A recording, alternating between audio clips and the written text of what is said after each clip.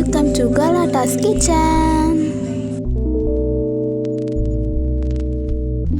இன்னைக்கு நம்ம கலட்டாஸ் கிச்சன் என்ன பார்க்க போறோம்னா கேரட் தான்.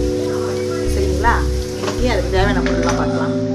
கேரட் 1/2 kg எடுத்து நல்லா துருவி எடுத்துக்கோங்க. 20 கிராம் முந்திரி, 20 கிராம் பச்சை, 10 கிராம். இது வந்து ஏலக்காய் பொடி நமக்கு தேவையானது. 400 கிராம் நெய், நமக்கு தேவையான அளவு நெய் போட்டுக்கோங்க. பால் வந்து 250 மில்லி.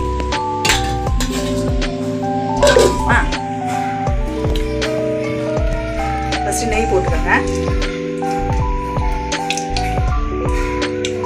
நான் 2 டீஸ்பூன் போட்டிருக்கேன். அதில் வந்து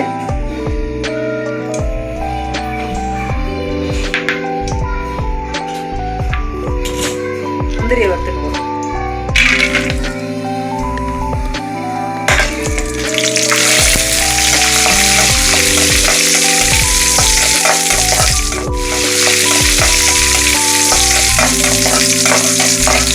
முந்திரி நிறைய போட்டு திராட்சை கம்மியாக போடணும்னு நினைக்கிறீங்க. ஒருத்தருக்கு திராட்சை ஃப்ளேவர் பிடிக்காது, லைட்டாக புளிக்கும் இல்லையா? அதனால் நான் 10 கிராம் தான் திராட்சை போடுறேன்.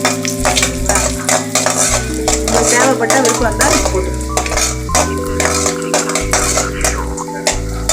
முந்திரியை வந்து நல்லா சவக்க வறுத்துக்கோங்க.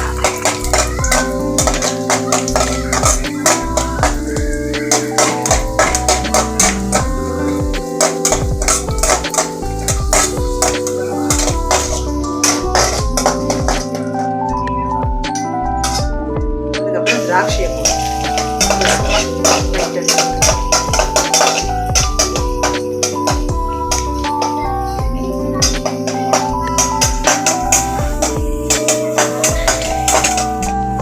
திராட்சை வறுத்து எடுத்துட்டோம்.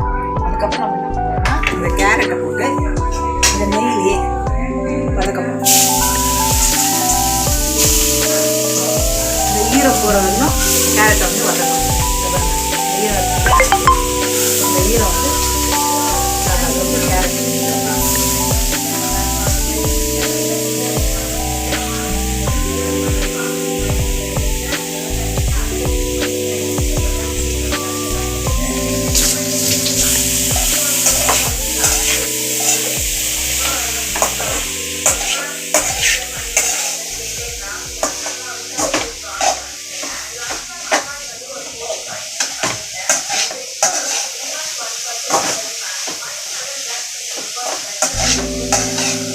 சுகர் தேவைப்பட்டால் இன்னும் கூட நீங்கள் சேர்த்துக்கலாம்.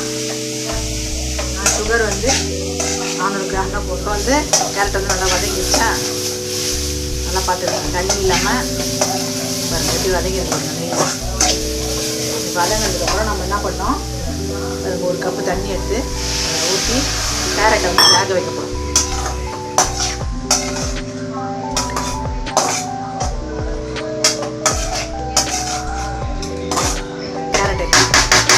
சாதாரணமாகவே வேக வச்சிடணும். சரிங்களா?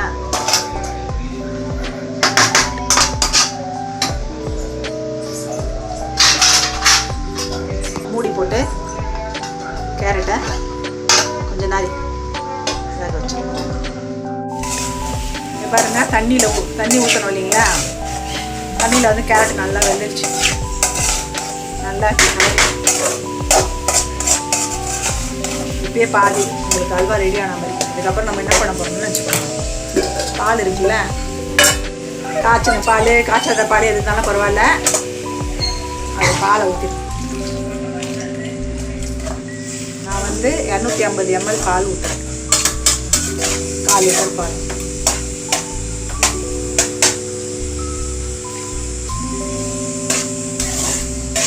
இந்த பாலில் வந்து இந்த கேரட் நல்லா வேகணும்.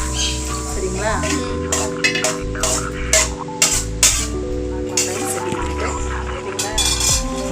பால் வந்து நீங்கள் வேக வச்சுருந்தீங்களா, அப்படியே கமன்னு வாசனை மேலே வந்து அடிக்கும். இதெல்லாம் ட்ரை பண்ணி பாருங்கள், கமெண்ட் பண்ணுங்கள் செஞ்சு. அதுக்கப்புறமா நீங்கள் வந்து கோவா வேணா கூட ஆட் பண்ணிக்கலாம். சுகர் இல்லாத கோவா இருக்கும், அதை வாங்கி ஆட் பண்ணிக்கலாம். இப்போ நான் சிம்பிளாக தான் செஞ்சு காட்டுறேன். வீட்டில் இருக்கிற பொருளை வச்சு தான் செஞ்சு காட்டுறேன். ரிச்சியாக லுக்காக வேணும்னா நீங்கள் வந்து கோவா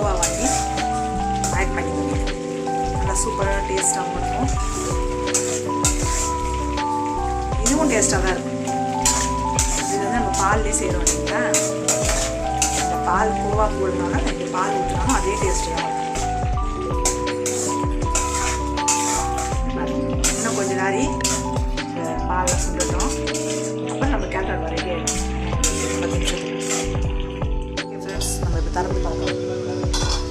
பார்த்தீங்களா, இந்த மாதிரி பால்லாம் நல்லா சுண்டி வந்துச்சுங்களா. நம்ம அடுத்து என்ன பண்ண போகிறோம், சர்க்கரையை போட போகிறோம்.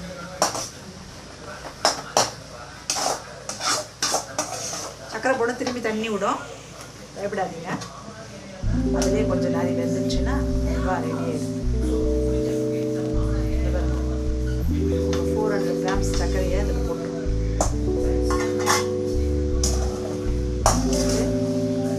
நல்லா கலக்கணும். சர்க்கரை தான் நல்லா அப்படியே கேரட்டோட மிக்ஸ் ஆகிற மாதிரி.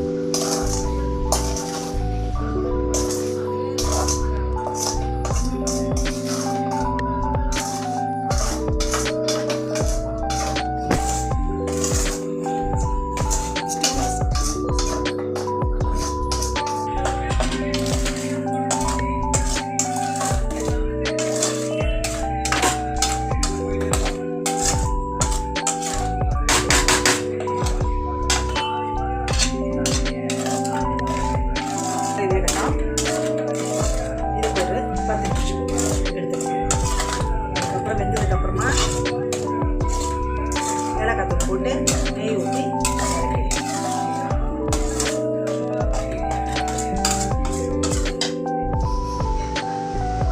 ஓகே ஃப்ரெண்ட்ஸ், நம்ம இப்போ திறந்து பார்க்கலாம். பார்த்தீங்களா, இந்த மாதிரி பால்லாம் நல்லா சுண்டி வந்துச்சுங்களா. நம்ம அடுத்து என்ன பண்ண போகிறோம், சர்க்கரையை போட போகிறோம்.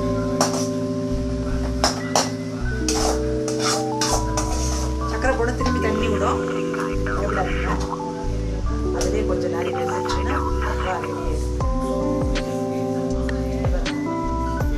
400 grams சர்க்கரையை அதில்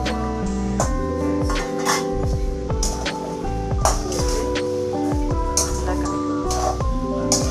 சர்க்கரை நல்லா கேரட்டோட மிக்ஸ் ஆகிற மாதிரி.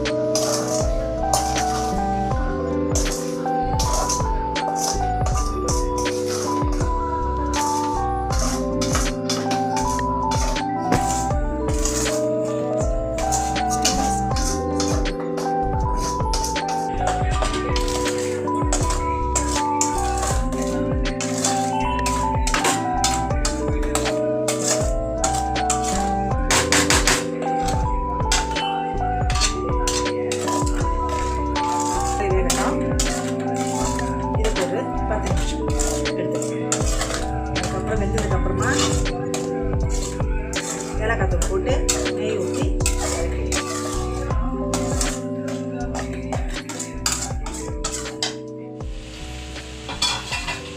இங்கே பாருங்கள் ஃப்ரெண்ட்ஸ், நம்ம சக்கரை போட்டதுக்கப்புறமா மூடி வேக வச்சு இல்லைங்களா. பாருங்கள், இந்த ஸ்டேஜ் வந்து ஒரு 4 பேர் தான் சாப்பிட முடியும். 1/2 கிலோ போட்டிங்கன்னா, நீங்கள் 1 kg போட்டிங்கன்னா நிறைய செஞ்சு சாப்பிடலாம். வரவங்களுக்கு கொடுக்கலாம், கெஸ்ட்லாம் வந்தாங்கன்னா அவங்களுக்கும் கொடுக்கலாம். தனியாகவே நீங்கள் வீட்லேயே செஞ்சுக்கலாம். ஒரு 2 பேர் இருந்தாங்கன்னா, இந்த ஃபங்க்ஷன் வந்து கூட ஒரு 2 பேர் வச்சு கேரட் வாங்கி இந்த மாதிரி ஒரு டெசர்ட் பண்ணி சாப்பிடுங்க. ரொம்ப டேஸ்ட்டாக சூப்பராக இருக்கும். நாங்கள் இதை அடிக்கடி பண்ணுவோம் வீட்டில். என் பசங்களுக்கு ரொம்ப பிடிக்கும். இங்கே பாருங்கள், இந்த ஸ்டேஜ் வந்தோடனே ஏலக்காய் பவுட்ரு, இங்கே பாருங்கள், ஏலக்காய் அரைச்சி வச்சுருக்கேன், தெரியுதுங்களா. இப்போ வாசனைக்கு ஏற்ற மாதிரி போட்டுக்கேன்.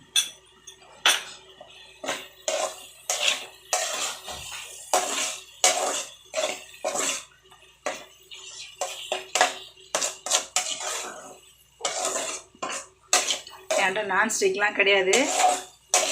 ஆல்ரெடி வீட்டில் யூஸ் பண்ணுற கடாய் தான், எல்லாமே ரெகுலராக யூஸ் பண்ணுறதுதான். அதில் தான் நான் செய்வேன்.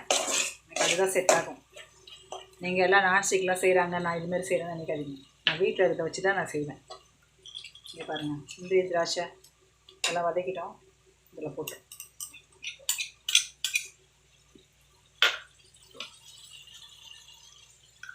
அதுக்கப்புறம் நெய் ரொம்ப ஊற்ற வேணாம் நீங்கள், நெய்லாம் சும்மா ஒரு டீஸ்பூன். இப்படி நெய்லாம் இழுக்காது, கொஞ்சம் நெய் தான் இழுக்கலாம்.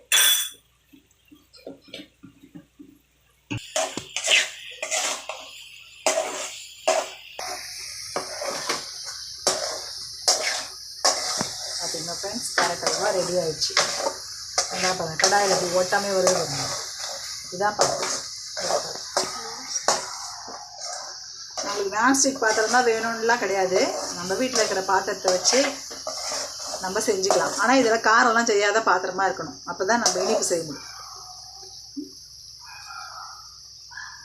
நம்ம செய்கிறத பொறுத்து தான் எல்லாமே, சரிங்களா? தீயாத அளவுக்கு நம்ம தான் கூடியே நின்று பார்த்து செஞ்சுக்கிட்டோம். இதை பாருங்கள், கொஞ்சம் கூட ஒட்டவே இல்லை பாருங்கள். கடாயில் இதை பாருங்கள், அடி பிடிக்கல, ஒட்டலை, எதுவுமே இல்லை. ஓகே, இந்த வீடியோ முடிஞ்சிருச்சு. இதை சாப்பிட்டு பாருங்கள் செஞ்சு. உங்களுக்கு பிடிச்சிருந்தா லைக் பண்ணுங்கள், ஷேர் பண்ணுங்கள், சப்ஸ்கிரைப் பண்ணுங்கள். Thank you friends. நாங்கள் உங்களை வந்து கூடிய சீக்கிரத்தில் வால்க் ஒன்று போடுவோம், அதில் நான் உங்களை சந்திக்கிறேன், சரிங்களா?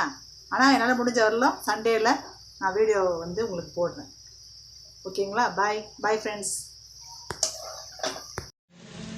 கேரட் அல்வா வந்து என் பசங்களுக்கு ரொம்ப பிடிச்சிருக்குதுன்னு சொன்னாங்க, ரிவ்யூ போட சொன்னாங்க. அதனால் ரிவ்யூ கொடுக்குறேன். ரொம்ப டேஸ்ட்டாக நல்லா இருக்குதுன்னு சொல்லியிருந்தாங்க. உங்களுக்கும் பிடிச்சிருந்தா லைக் பண்ணுங்கள், ஷேர் பண்ணுங்கள், கமெண்ட் பண்ணுங்கள்.